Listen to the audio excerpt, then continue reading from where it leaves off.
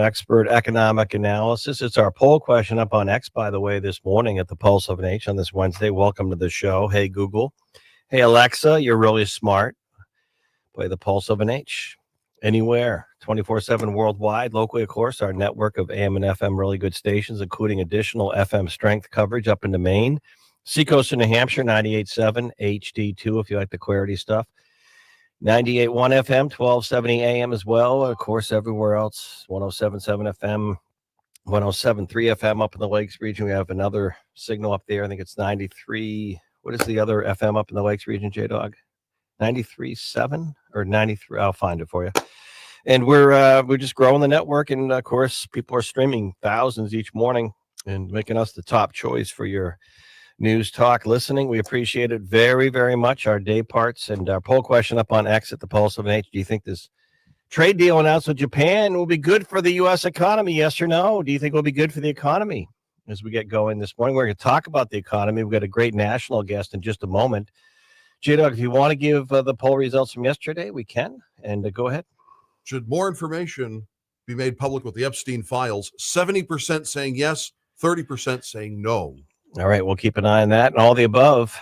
And, of course, you can watch now the first hour of the show on YouTube. You can watch. Again, we make it real easy for you here. We have enough stress and confusion in our lives. The Pulse of an H for everything, the app. We break down the news regionally at the Pulse of an H app on your phone. Listen anywhere. You could be in Europe without air conditioning right now in Portugal or Spain. Hey, Google, hey, Alexa, play the Pulse of an H, our app. Or podcast, the Pulse Podcast Network. We do at a cafe in Italy. How about a cafe in Italy?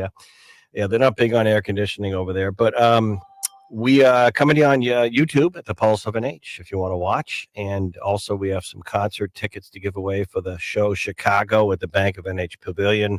And a Barnsley's Cinema gift card from Bet This from last week, Jack. We had given away the promo code. We'll see if the folks relay the message of the promo code, because if they do, they win the Barnsley's Cinema gift card right here. I'm holding it in my hand. We'll do that in the 11 o'clock hour, plus the tickets to Chicago at 10 o'clock hour. All right, a couple stories. We're also tracking Patriots training camp kicking off today, no pun intended. Also, Governor Kelly Ayotte taking some flack from conservative supporters out there online for vetoing a so-called classification bill for things like restrooms in sports based on your biological gender, HB 148. We'll talk about that. President Trump getting a reaction out of former President Obama over the Russia collusion hoax. All right, we have a lot going on this morning. I just got to touch upon two stories that I just have to comment on. J-Dog, do we have our guest, by the way? Is Phil with us? Not yet? Okay. You let me know, right? When I wave the white paper. When you wave the Coach Vrabel's white paper, I'll know. Also this morning, I want to mention this coming up in a little bit. Former member of Congress, both members of Congress, John E. Sununu, older brother of Chris Sununu, joining me live with former Congressman Dick Sweat. Was also ambassador to Denmark, I believe, and the two are pairing together, talking about some more civil democratic stuff when it comes to elections and politics. That'll be coming up live in a moment. Did you hear this one? And this is under the category, I think some people are just losing their minds on the roadways. They don't know what the word yield means when they go into a traffic circle. Speaking of traffic circles, yours truly has been talking about this for a long time. People do not know how to drive safely or legally in and through a traffic circle. How would you have liked to have been the police officer who recently stopped a Connecticut teenager, according to Seacoast Online, driving with his younger brother in a 4-foot-long python in the vehicle, charged with driving and speeding over 110 miles per hour and crashing at the Portsmouth traffic circle? The 17-year-old driver was charged by Newington police following a July 19th high-speed incident when he allegedly struck another vehicle. Newington police officer was running stationary radar in the area, clocked the vehicle going 110 miles per hour on the Route 16 southbound side at about 10:50 p.m. They didn't really do too well navigating the traffic circle, and they had a 4-foot python snake loose in the vehicle. Are you kidding me? Under the category of, are you kidding me? And the other one, I'm sorry. I'm going to just tell you what I think. That's what we do here. Stephen Colbert. Okay. More people. Number one, I think he's more famous now that his show's been canceled. I think Colbert's more famous now. More people know about him in his show now that it's been canceled because of advertising and cost and profit and loss, folks. I know you want to have a pity party and say it's because he was too liberal in his political comedy. No, he wasn't making enough money to keep his show on the air. What are you not getting? It's not public broadcasting. It's commercial broadcasting. It's about money. It's about money. You know, the late Johnny Carson had it pretty good when he said, you know, he just went out there and tried to be funny and entertaining, and he had a very long running show. He said, I just didn't do the political thing. Now all these late night hosts think they have to be a politician or a political activist. And I think it's kind of getting on their last raw nerve. So Stephen Colbert now more famous now that he's been canceled than he ever was for being on the air. And J-Dog, I guess our friend Phil, we were gonna hear from him. We're gonna hear from Dr. Vic as well on this Japanese trade deal that Japan announced, and it's a big one in terms of how much they're willing to invest or going to be investing here. Also, President Trump's been talking about AI today and signing executive orders on having an infrastructure plan for data centers and supporting AI, a strategic plan. And Trump saying he wants the U.S. to lead the way when it comes to artificial intelligence, speaking of Japan, and a whole bunch of other stories happening this morning. It's interesting, too. I just want to touch upon this because we'll have some guest Anna Brown in the next hour. You know, Kelly Ayotte as governor has been fairly, so successful or effective that a Democrat, a big name Democrat, isn't even out there. In fact, we had Dean Spiliotis on yesterday, Southern New Hampshire University professor, political analyst, and a contributor on the show. He hasn't even heard of a serious Democrat candidate out there that's willing to take on Governor Kelly Ayotte in her expected reelection bid in the midterms. I haven't even heard Democrat names being floated because no one's stepping up to the plate. So Governor Ayotte came in, and you know the budget battle a few weeks ago was pretty big. She stood up for the Group 2 public safety retirees like police and public safety folks who are retiring or retired in the Group 2 category of the state employees. She wanted that preserved and funded. So she was able to sign a 2-year budget. But along the way, before she had passed a sanctuary city ban bill, which has caused some controversy over what departments. And also, she came out and said that the state police in the state would work with ICE immigration folks, federal immigration folks, when in New Hampshire. Not all communities have gone along with that, but about a dozen have. She also came out and made some noise in terms of not just the budget, not just the sanctuary cities, but she also made some points in terms of one of the things. The bail reform. She's been, and you've heard John Stephen on the show, she's been really pushing, and Mayor Jay Rouet in Manchester has been an advocate on really trying to get bail reform passed so we don't have offenders who are violent out there on bail. But there's another thing that's going around right now, and I've noticed in the past few days is some conservatives online are not too happy at all, even though she did this a while ago, that the governor vetoed the so-called House Bill 148. It was a bill that passed Republican majority in the House, allowing businesses and other places to separate bathrooms and locker rooms by biological sex, not preferential, but biological. So if you're biologically a male, you're biologically a female. So it was, transgender proponents didn't like this bill, and Ayotte vetoed it. She vetoed the bill.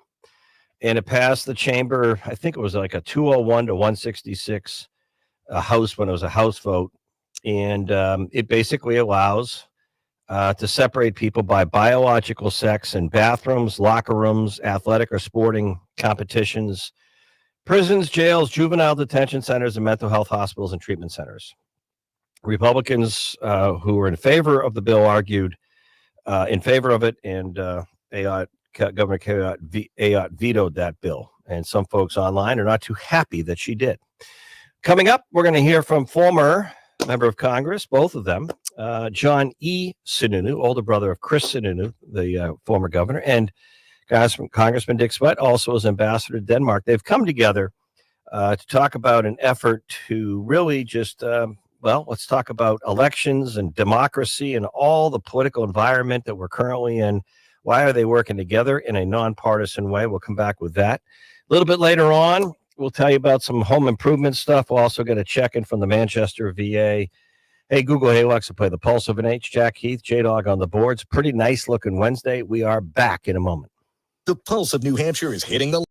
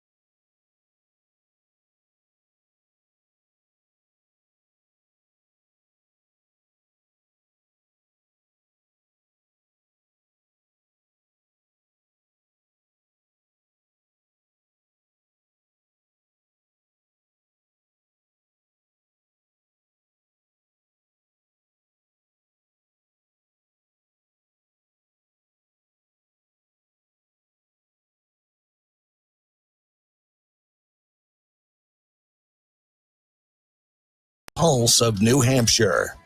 It's ironic. Our guest on our podcast this week, Contact Politics, former New Hampshire Governor Chris Sununu, who filled in for yours truly a few weeks ago, his local debut. He's done plenty of national media. You might know he has a dad who was governor and an older brother who was a senator and a member of Congress, John E. Sununu. And he's teamed recently with former member of Congress, Dick Sweat, someone who I enjoyed covering over the years, and his great family. And he's also a former ambassador to Denmark, I believe. And they're working together, as well as some folks in other states, for the Democracy Defense Project. It's a national bipartisan effort with, I think, in 8 states. And their mission is to strengthen democracy by establishing faith in the transparency, safety, security, and validity of our election process. And that's a mouthful, but they're going to explain to us what they're up to. Senator, Ambassador, thanks for joining us here. Good morning, New Hampshire, the Pulse of an H. Good morning. Good morning. Thanks for having us. I remember but the voices sound the same, and you both look younger. You seem well. I appreciate you joining us. Tell us why you're teaming together on this. What's the main mission? I'll let you one at a time or both jump in.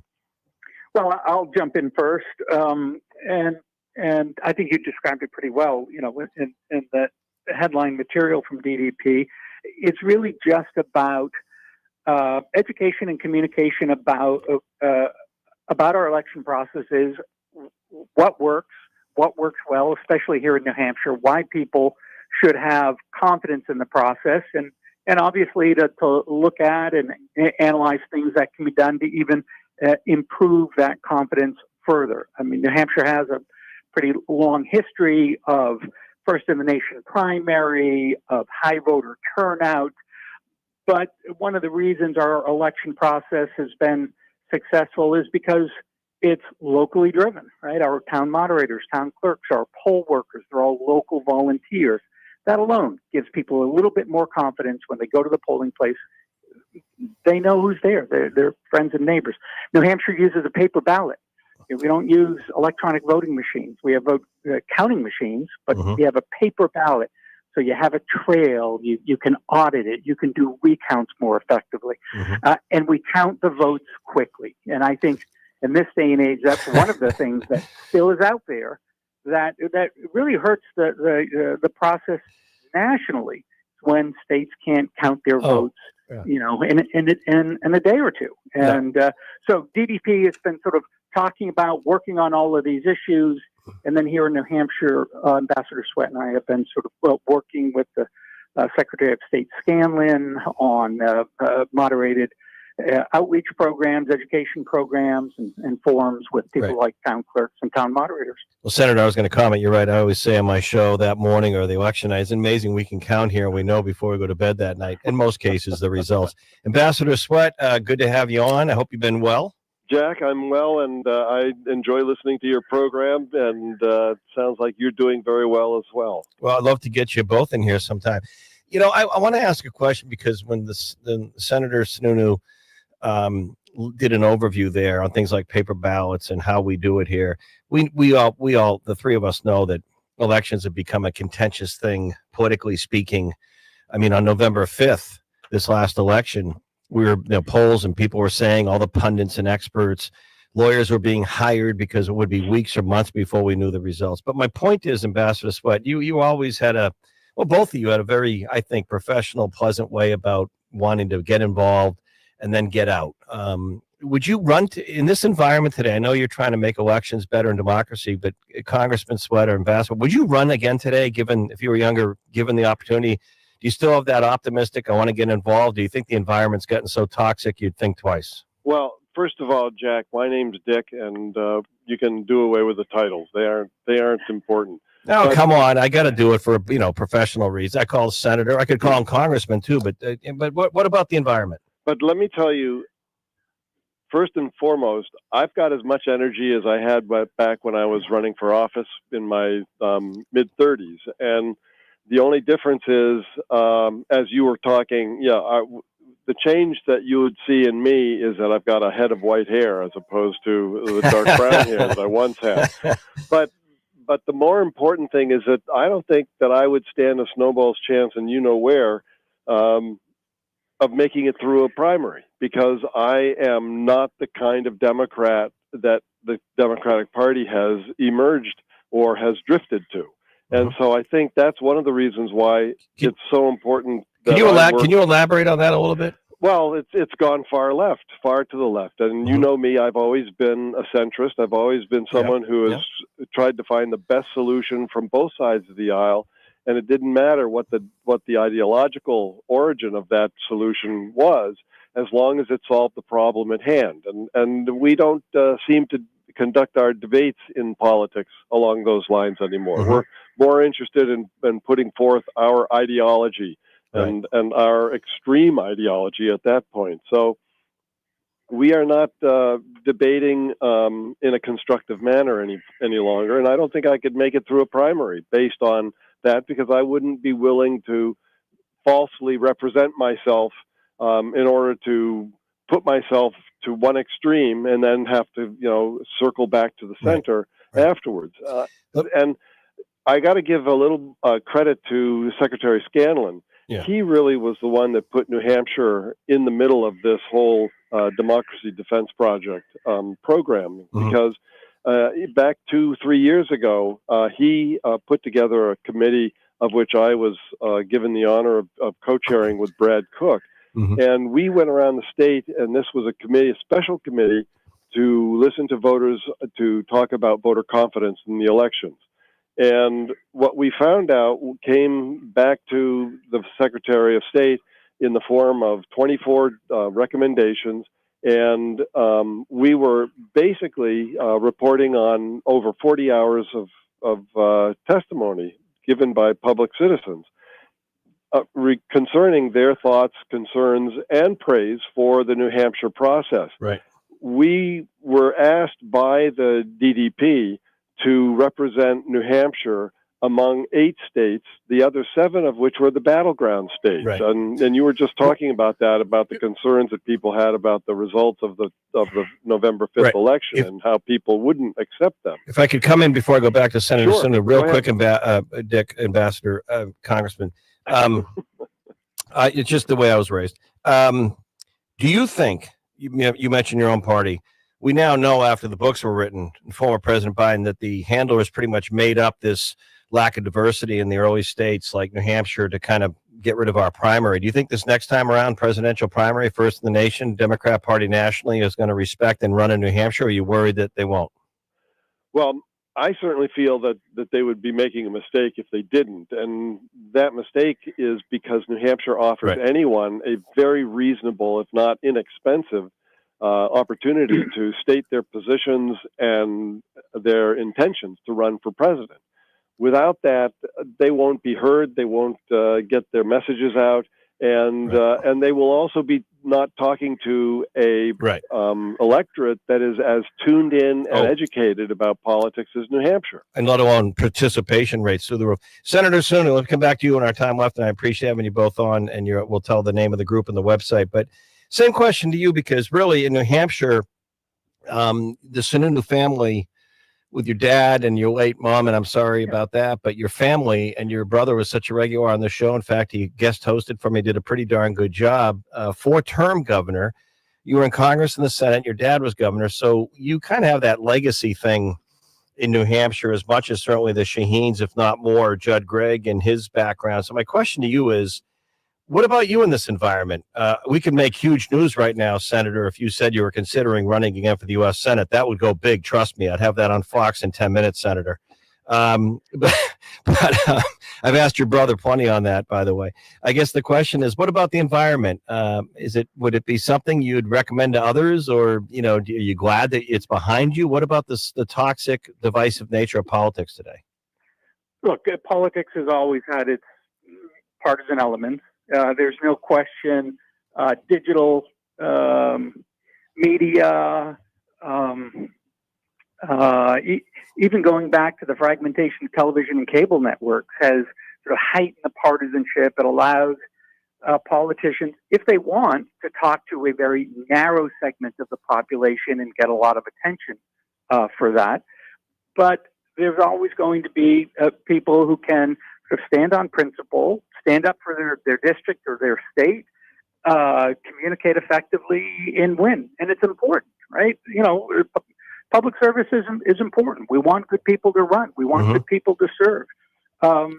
And And so, look, the environment tough or challenging or a little bit more coarse than it might have been 30 or 40 years ago? Yeah, I'm sure it is. But at the same time, I think it's a mistake to say there are good people can't run, good people can't get elected, and that there are no good people serving. That always sounds a little self-serving when some older politician talks about the good old days, everything being better in the good old days. We've seen a fair amount of legislation get passed this year in Washington, whether you like it or not. There's a certain amount of functionality that's going on. I think that's mostly a good thing. But back to the election process, here in New Hampshire, and I think one of the things that commission that Dick helped lead, one of the things that they did is help sort of tamp down some of the, I don't want to call them conspiracy theories, but some of the concerns that were raised in the last few elections that weren't really grounded in fact.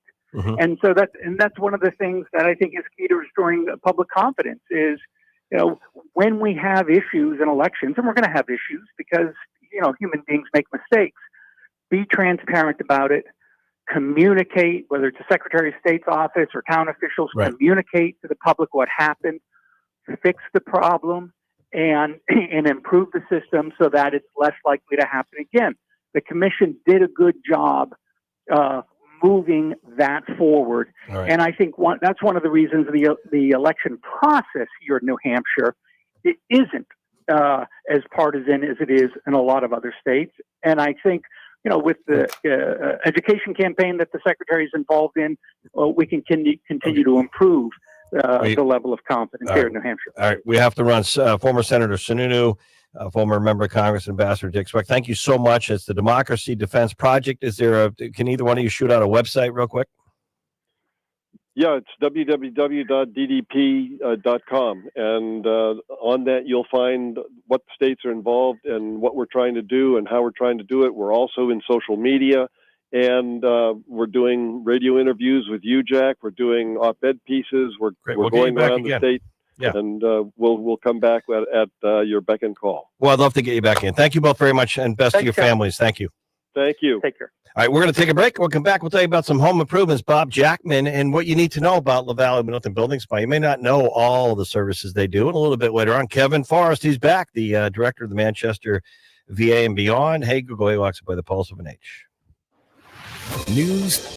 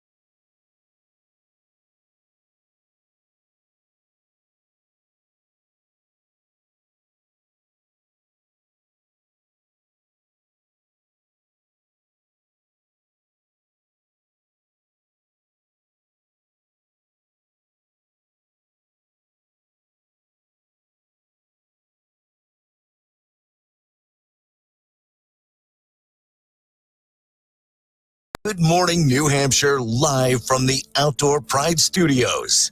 Now back to Jack Heath on the Pulse of New Hampshire. Bob Jackman, Laval, Middleton Building Supply, and I've been talking to a lot of home builders for some reason in the last few weeks. Friendly with a couple, and they're busy. The remodeling stuff is busy, and the team at Laval, Middleton Building Supply is busy. And Bob Jackman joining us on this Wednesday. Good morning, sir. Well, good morning to you too. And I actually want to segue back into the two guests you just had and what they were talking about with New Hampshire and voting, and the fact that we are transparent and that we are volunteers and that we provide information for people.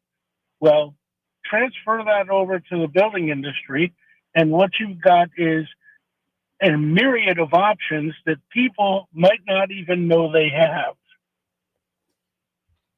And well, again, one of the things. Let's talk about that, because one of the things that surprises you and your team is a lot of people don't realize the options and the services you provide. How is that? Elaborate on that. That's exactly right. We see that on a daily basis. In fact, I was in Tilton yesterday and in a convenience store getting a cup of coffee, and the gentleman behind me, I was wearing a LaValle shirt, and he said, "Hey, do you work for LaValle's?" And I said, "Yeah." He goes, "You guys pre-built walls, right?" And I said, "Yeah." And he didn't know it, and he didn't even know what we built. I took 2 minutes and explained it to him. And he said, "Do you think you should be using it?" And I said, "If you're not using it, you're not maximizing your potential. Because if you are stick building everything, you've got to supply the manpower. You've got to hope the weather contributes to what you're trying to do. Whereas if you have it pre-done for you, all of a sudden, those variables are taken out, and what winds up happening is you can do more work in the same period of time, and in 99% of the cases, have higher quality." Interesting. We're in the throes of summer. What are the most popular, if you were to go to your locations in our region, Laval, Middleton Building Supply, and talk to your team, what are some of the most, weekends or during the week, what are some of the most popular or common reasons for visits to your locations? Well, at this point of the summer, people have already done their clean up the yard stuff, and they're actually starting to think about fall. I can't tell you the number of people that I know that are going school shopping already for clothes for the kids. So they're starting to look at, hey, what's it take to clean this place up and get it ready for fall? So we see people looking at roofing. We see people looking at, they all of a sudden they decide they want to do a kitchen or they want to redo a room. So they're coming in. And that's one of the things people don't realize. We got a lot of accessibility to the internet, and we can get a lot of information. But boy, when you walk into a showroom and you can look at it and touch it and feel it, that's a whole different ball game. And we see those people. You mentioned weekends. On weekends, what we call weekend warriors, people are coming in and getting what the pressure treated they need to fix their deck, that kind of thing. And they're also coming in to do research. And that's the part we really want to talk about is what can we do for you? And are you aware of your options? Yep. Well, again, I don't know. I think sometimes people think that they're with Google and AI. I can Google anything and do anything until they start doing it, right? I mean, I wouldn't operate on myself, and I'm probably not going to do heavy duty electrical work by myself, and I'm probably not going to get up on a ladder and do crown molding by myself. But that's just me. Well, and that's most of us when we're over 40 years old. I'll put myself in half of the population. And I got to tell you, I've been in this industry a long, long time. And I actually hate the word salesman because to me, that is the quintessential used car guy. When you walk in, "Hi, how are you? Let's go. We got something for you right here. How about something in blue?" That's not us at all. That's not me. But don't knock sales. We're all in sales, Bob. Sometimes I remember I went into the Red Sox. Larry Lucchino used to be the CEO, and there was a Latin saying above his door, and I was with Bob Lobel, and we were doing a TV interview, and I said, Lobel goes, "What is that in Spanish?" I go, "Bob, it's Latin." Lakina goes, "We're all in sales." Well, you're absolutely right. And the best example of that is parents. You want your kids to do something, sell it to them. Yeah. You have them believe in the idea. But anyway, my job, as far as I'm concerned, is to let someone know what their options are and let them decide which option is the best one Right. for them. Yeah. And, one of the simple little things, I know so many people that have young kids, well, not young, let's say middle school to high school kids. And these people, they always give their kids a key to the house so that when they come home, they can get in. Well, 30 years ago, more than that, we had one of the first combination door locks in New England. Schlage wanted to test it out, and I was lucky enough to get one. So my kids all had a combination to get in, and you can do that now quickly and easily to any door. Right. And it's far superior to giving a kid a key. I know. Yeah, it is. Well, the water's come a long way. Are you seeing any cooling at all on renovations, remodeling, and some of the things you do, from everything from doors to decks to garages to smaller structures that are pre-built? Are you seeing any slowdown at all?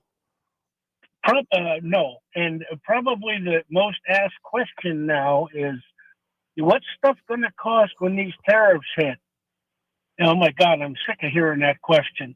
They haven't hit yet. If you're going to do something, plan it. And if they hit, then maybe you have to scrap your project.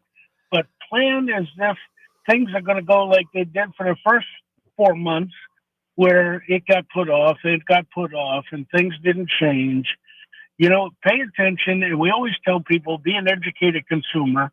Ask the questions you need answered.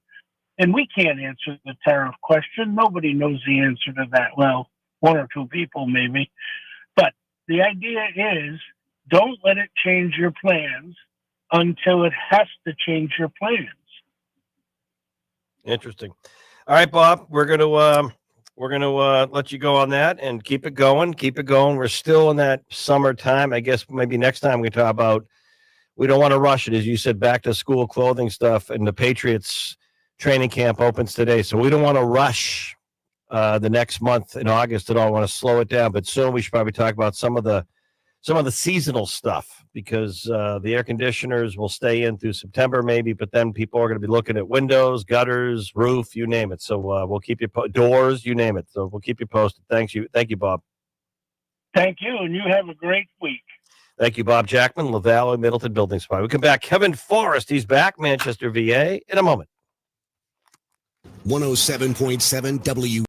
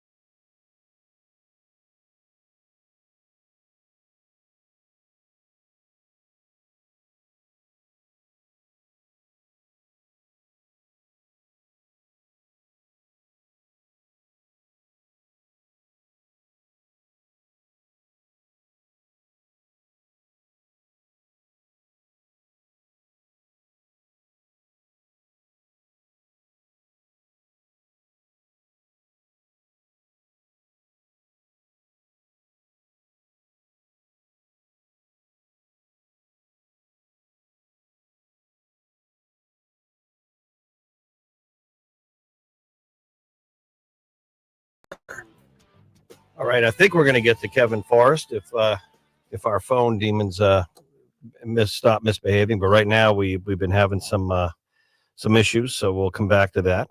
J-Doc, should I try have him keep trying, or should I try and go on the cell phone? Because I could probably get him to call in a separate. Might as well. Okay, we'll see if we can do this. Why not? The old-fashioned way. We have too much technology sometimes. We'll see if Kevin, we could do it this way. Well, this is Kevin. Hey, Kevin, it's Jack. We're live, and we're doing it the old-fashioned way. Instead of the computer, we're going on a cell phone. So I wanted to get you on. How are you? All right. I am doing wonderful. It is good to be back in New Hampshire and in Manchester. Well, you've been on a mission in Massachusetts, I think, at the Bedford in Mass, the Bedford VA down there, doing a mission, and you're back here as the full-time director. How did that mission go? It went really, really well. Jack, you always learn new things when you go to a new hospital, a new organization, and they just have really great team down there taking care of veterans, the same as we do here in New Hampshire. And it's really humbling.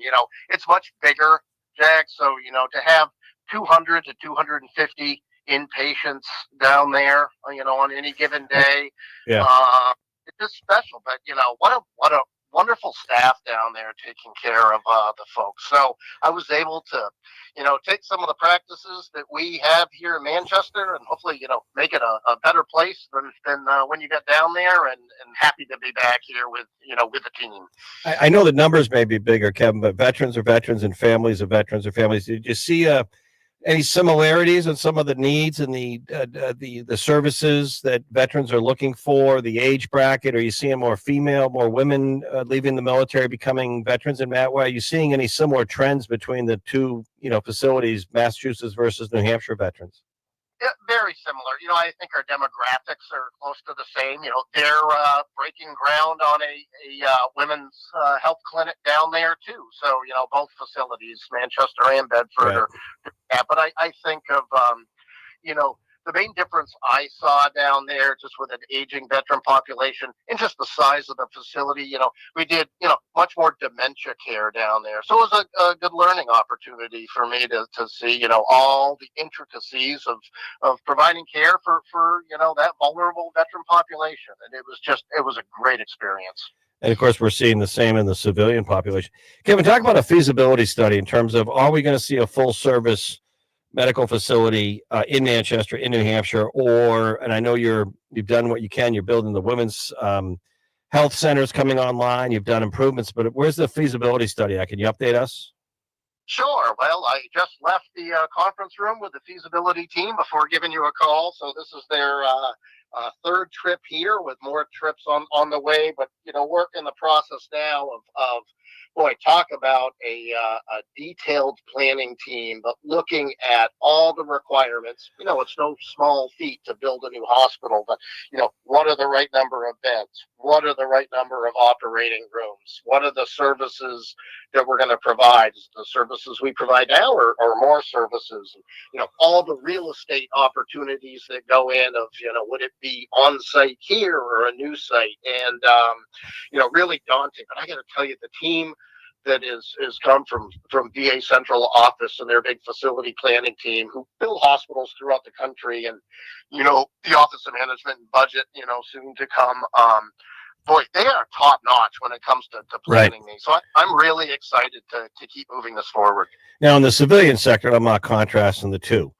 The VA is part of the federal system, but the civilian sector, hospitals, and there's a question about feasibility and viability long term. Would this likely stay in the same footprint in Manchester if more work were to be done? Is that still part of the feasibility on location?